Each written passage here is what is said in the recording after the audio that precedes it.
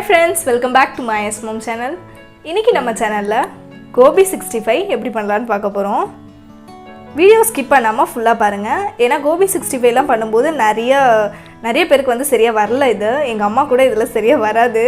ஒட்டி பிடிச்சிரும்னு சொல்லுவாங்க. இது வந்து நல்லா உதிரியா இந்த மாதிரி சூப்பரா மொறுமொறுன்னு எப்படி பண்ணலாம்னு பார்க்க போறோம்.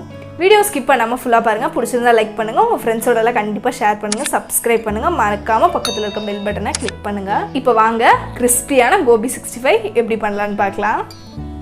இப்போ வந்து கோபி 65 பண்றதுக்கு நான் காலிஃப்ளவர்ஸ் எல்லாம் இந்த மாதிரி கட் பண்ணி எடுத்துர்க்கேன். ஒரு பெரிய காலிஃப்ளவர் எடுத்தேன். இந்த சைஸ்ல கட் பண்ணா போதும். ரொம்ப பெருசா கட் பண்ணா உள்ள எல்லாம் வேகாது. ஒரு மாதிரி மொத்தையா இருக்கும். சோ இந்த மாதிரி கட் பண்ணா போதும். இப்போ இதுல வந்து நிறைய பூச்சி நிறைய இதெல்லாம் இருக்கும். சோ அதெல்லாம் க்ளீன் பண்ணி எடுக்கிறதுக்காக வந்து நம்ம சுடு தண்ணியில கொதிக்க வைக்க போறோம். இப்போ இந்த மாதிரி ஒரு அகலமான பாத்திரத்துல தண்ணி எடுத்துக்கோங்க. அந்த காலிஃப்ளவர்லாம் முழுகுற அளவுக்கு தண்ணி ஊத்தி வச்சுக்கணும். இது நல்லா இப்போ சூடாகட்டும். இப்போ தண்ணி கொதி வர ஆரம்பிச்சிருச்சு. இந்த ஸ்டேஜ்ல ஒரு 1/2 ஸ்பூன் உப்பு சேர்க்கிறேன். ஒரு 1/2 ஸ்பூன் மஞ்சள்தூளும் சேர்க்கிறேன். உப்பு மஞ்சள்தூளும் போட்டிங்கன்னா இந்த காலிஃப்ளவரில் இருக்க பூச்சி புழுவெல்லாம் வந்து இதுலேயே வந்து செத்துடும். நம்ம நல்லா க்ளீன் பண்ணி எடுத்துக்கலாம். நான் ஆல்ரெடி வந்து 2 தண்ணியில் வந்து இதை வாஷ் பண்ணி தான் வச்சுருக்கேன். இப்போ இதை வந்து இதில் சேர்த்துக்கலாம் காலிஃப்ளவர்ஸ் எல்லாம். இப்போ இதை நல்லா ஒரு வாட்டி மிக்ஸ் பண்ணிக்கலாம். இது வந்து நல்லா கொதிக்கணும்னு எந்த அவசியமும் இல்லை. லைட்டாக கொதி வர ஸ்டார்ட் ஆகும். இந்த ஸ்டேஜில் ஸ்டவ் ஆஃப் பண்ணிக்கிட்டு இதை ஒரு 10 மினிட்ஸ் போல் மூடி அப்படியே வச்சிடலாம். இதில் இருக்க பூச்சியெல்லாம் வந்து நல்லா செத்து போய் நல்லா இது க்ளீன் ஆகிடும். ஒரு 10 மினிட்ஸ் கழிச்சு இதை வந்து தண்ணி எல்லாம் ஸ்ட்ரெயின் பண்ணி நம்ம தனியாக எடுத்துக்கலாம். இப்போ ஒரு 10 மினிட்ஸ் போல் ஆயிருக்கு. இதை ஓப்பன் பண்ணி இதில் இருக்க காலிஃப்ளவர்ஸ்லாம் நம்ம தனியாக எடுத்துக்கலாம். நல்லா தண்ணியெல்லாம் வடித்து எடுத்துக்கலாம். இப்போ இதை இன்னொரு நல்ல தண்ணியில் நல்லா வாஷ் பண்ணி எடுத்துகிட்டு வந்துக்கலாம். மேரினேட் பண்ணுறதுக்கு நல்ல ஒரு அகலமான பவுல் எடுத்துருக்கேன். இதில் வந்து ஒரு 4 ஸ்பூன் அளவுக்கு அரிசி மாவு சேர்க்குறேன். அரிசி மாவு சேர்த்திங்கன்னா நல்லா மொறுமொறுன்னு இருக்கும். அதுக்காக கடலை மாவு ஒரு 4 ஸ்பூன் சேர்க்குறேன். நான் வந்து மீடியம் சைஸ் காலிஃப்ளவர் எடுத்தேன். அதனால எல்லாம் இந்த அளவுக்கு எடுத்துருக்கேன். நீங்கள் பெரிய சைஸோ இல்லை குட்டி சைஸோ எடுத்திங்கன்னா அதுக்கு தகுந்த மாதிரி மெஷர்மெண்ட்டில் தான் மாற்றிக்கோங்க. கார்ன்ஃப்ளவர் மாவு வந்து ஒரு ஸ்பூன் போல் தான் எடுத்திருக்கேன். நீங்கள் வேண்டான்னா இதை ஸ்கிப் பண்ணிக்கலாம். இது சேர்த்திங்கன்னா நல்லா ஒரு நல்லா பைண்ட் ஆகும் அந்த காலிஃப்ளவர் கூடலாம் இது. அதுக்காக இது சேர்க்குறேன். அப்புறம் ஒரு 3 ஸ்பூன் அளவுக்கு காஷ்மீரி ரெட் சில்லி பவுடர் எடுத்துருக்கேன். இது வந்து நல்லா கலர் கொடுக்கும். நார்மல் சில்லி பவுடர் தான் இருக்குன்னாலும் ஓகே, நீங்கள் எடுத்துக்கலாம்.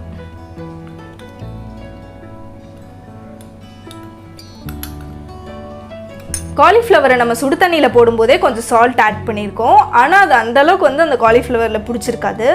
ஸோ அதனால 1 ஸ்பூன் சால்ட் வந்து இதில் சேர்க்குறேன். முக்கியமானது இஞ்சி பூண்டு பேஸ்ட். இது வந்து ஃப்ரெஷ்ஷாக அரைச்சி சேர்த்துக்கிட்டிங்கன்னா செம்ம வாசனையாக இருக்கும். அது மாதிரி இதை வந்து அப்படியே சேர்த்துடக்கூடாது. இதை வந்து என்ன பண்ணணும்னா இந்த மாதிரி ஒரு ஃபில்டர் எடுத்துக்கணும். நல்லா கொஞ்சம் தண்ணியாகவே நான் அரைச்சி வச்சுருக்கேன். நல்லா ஜூஸ் இருக்க மாதிரி கொஞ்சம் தண்ணி சேர்த்து அரைச்சிருக்கேன். அதை வந்து இந்த மாதிரி ஃபில்டர் பண்ணி வெறும் தண்ணி மட்டும் சேர்த்துக்கணும். இது ஏன் வெறும் தண்ணி மட்டும் சேர்த்துக்கிறேன்னா இந்த இஞ்சி பூண்டு பேஸ்ட்டை வந்து டேரெக்டாக சேர்த்திங்கன்னா உங்களுக்கு காலிஃப்ளவரில் நம்ம இருக்க மசாலாலாம் வந்து ஆயிலே ஒட்டிக்கும் ஃபுல்லாக. எதுவுமே காலிஃப்ளவரில் கோட் ஆகாது.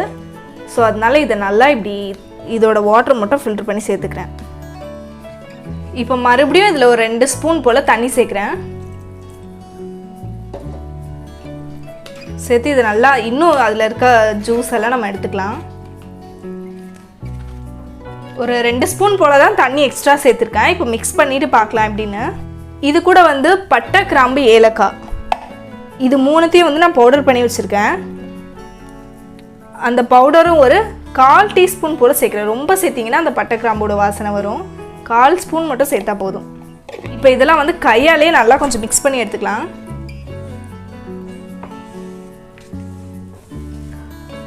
இப்போ இதில் வந்து கொஞ்சம் கொஞ்சமாக தண்ணி சேர்த்துக்கலாம்.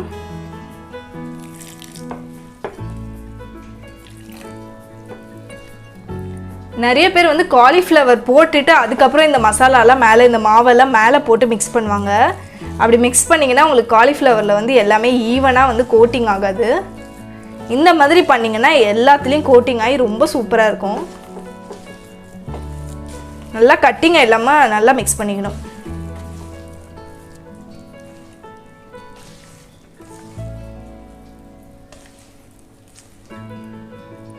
இந்த ஸ்டேஜில் உங்களுக்கு சால்ட் பார்த்துக்கோங்க. எனக்கு கரெக்டாக இருக்கு. இப்படி இருந்தால் போதும்.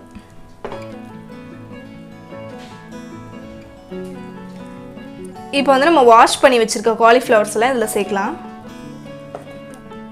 இப்போ இதெல்லாம் வந்து நல்லா மிக்ஸ் பண்ணி எடுத்துக்கலாம். எல்லா இடத்துலையும் காலிஃப்ளவரில் படுற மாதிரி நல்லா மிக்ஸ் பண்ணிக்கணும். அவ்வளோதாங்க. இப்போ மசாலாலாம் பாருங்கள், காலிஃப்ளவரில் நல்லா கோட்டிங் ஆகி அந்த காலிஃப்ளவரோட கலரே தெரியாமல் சூப்பராக இருக்குது. இதை வந்து நீங்கள் ஃப்ரிட்ஜில் வச்சு எப்போ வேணால் நீங்கள் ஃப்ரை பண்ணிக்கலாம். இப்போ ஈவினிங் ஃப்ரை பண்ண போகிறீங்கன்னா காலையிலேயே கூட மேரினேட் பண்ணி வச்சுக்கலாம். இல்லை ஒரு 10 மினிட்ஸாவது இது இருக்கணும். அப்போ தான் வந்து அதோட டேஸ்டெல்லாம் வந்து நல்லா அந்த காலிஃப்ளவரில் பிடிக்கும். ஸோ இது ஒரு 10 மினிட்ஸ் வச்சுட்டு நம்ம அப்படியே ஃப்ரை பண்ணிக்கலாம். எண்ணெய் சூடாகிறதுக்குள்ளே அது வந்து நல்லா மேரினேட் ஆகிடும். ஆயில் வந்து ரொம்ப ஹீட் ஆகிடவும் கூடாது, ரொம்ப கம்மியாகவும் இருக்கக்கூடாது. ரொம்ப ஹீட் ஆகிடுச்சுன்னா போட்ட உடனே அது வந்து கலர் மாறிடும், உள்ளே வேகாது, சாப்பிட முடியாது, பச்சையாகவே இருக்கும். ரொம்ப கம்மியாக இருந்ததுன்னா ஆயில் ஓவராக குடிச்சிரும். ஸோ கரெக்டாக எடுத்துக்கணும். ஒன்று எடுத்து சும்மா டெஸ்ட் பண்ணி பாருங்கள்.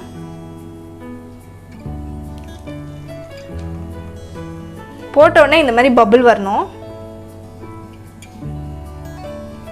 ஸோ நான் எல்லாத்தையுமே போட்டுக்கிறேன்.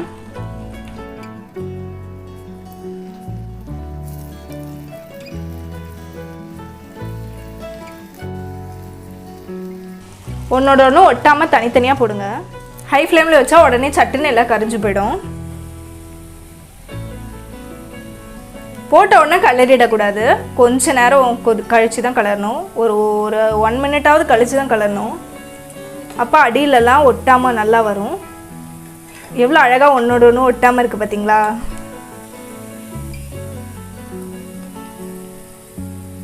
மீடியம் ஃப்ளேம்லேயே இது நல்லா வேகட்டும். அவ்வளோதாங்க, நல்லா மொறுமொறுன்னு வந்துருச்சு. இப்போ இதை ஒரு பிளேட்டில் மாற்றிக்கலாம். அவ்வளோதான் ஃப்ரெண்ட்ஸ், நம்மளோட கோபி 65 நல்லா மொறுமொறுன்னு வாசனையாக சூப்பராக இருக்குது. நீங்களும் கண்டிப்பாக இதை உங்கள் வீட்டில் ட்ரை பண்ணி பாருங்கள். எப்படி வந்துச்சுன்னு எனக்கு கமெண்ட் செக்ஷனில் கமெண்ட் பண்ணுங்கள். வீடியோ பிடிச்சிருந்தா லைக் பண்ணுங்கள், உங்கள் ஃப்ரெண்ட்ஸோடலாம் ஷேர் பண்ணுங்கள், சப்ஸ்கிரைப் பண்ணுங்கள், மறக்காமல் பக்கத்தில் இருக்க பெல் பட்டனை கிளிக் பண்ணுங்கள். நெக்ஸ்ட் ஒரு நல்ல ரெசிபியோடு உங்களெல்லாம் பார்க்குறேன். தேங்க்ஸ் ஃபார் வாட்சிங். பை.